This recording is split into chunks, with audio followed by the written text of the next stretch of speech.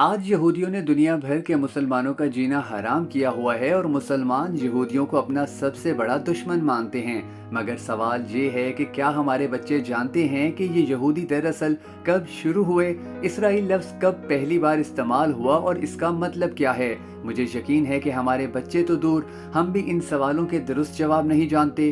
तो आज की इस इंतहाई अहम वीडियो में हम आपको इन अहम तरीन सवालों के आसान लफ्ज़ों में जवाब बताएंगे, ताकि आप और आपके बच्चे इस्लामी तारीख और अंबिया कराम की ज़िंदगियों से थोड़ी बहुत वाकफियत हासिल कर सकें। नाज़रीन ग्रामी, अल्लाह ताला ने कुरान मजीद में कई मकामात पर या बनी इसराइल का लफ्ज़ इस्तेमाल किया है और इस लफ्ज़ से मुराद औलाद याकूब लिया जाता है, यानी हज़रत याकूब से आगे उनकी चलने वाली औलाद, कबीले और लोग। मगर बनी इसराइल दरअसल हज़रत इब्राहीम से शुरू होते हैं और ये नस्ल आगे बढ़ते हुए परवान चढ़ती है।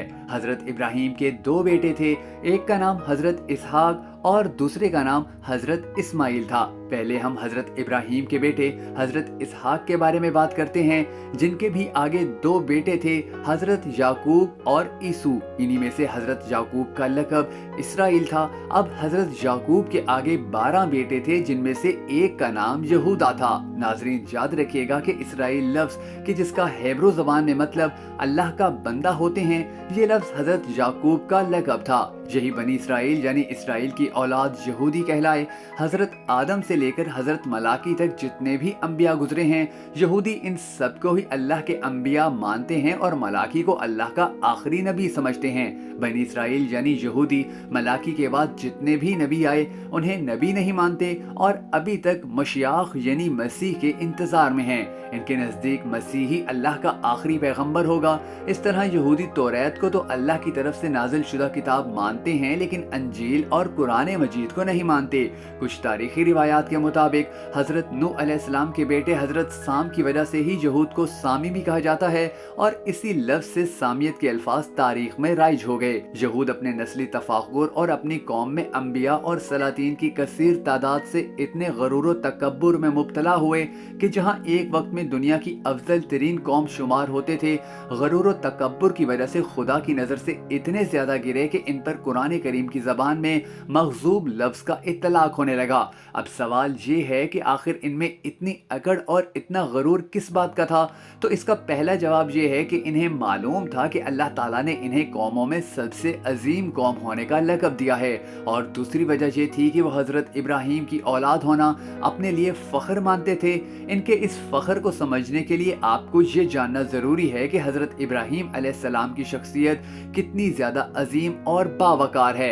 इसका अंदाज़ा आप इस बात से लगा लें कि दुनिया के 3 बड़े मज़हब इस्लाम, ईसाईयत और यहूदियत इनको अबू अल अंबिया मानते हैं, और उलमा के एक आम तखमीने के मुताबिक पूरी दुनिया में मिन जानिबुल्लाह माबूस होने वाले अंबिया में से आधे से भी ज़्यादा अंबिया और रसूल हज़रत इब्राहीम अलैहिस्सलाम की नस्ल में से ही थे।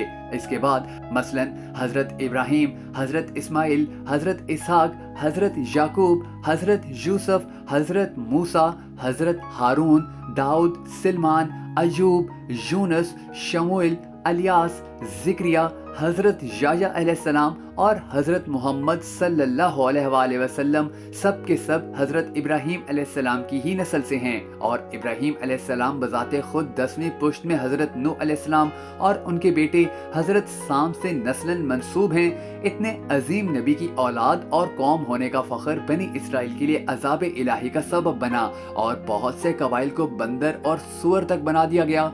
ये तो कहानी थी हज़रत इब्राहीम के बेटे हज़रत याकूब की।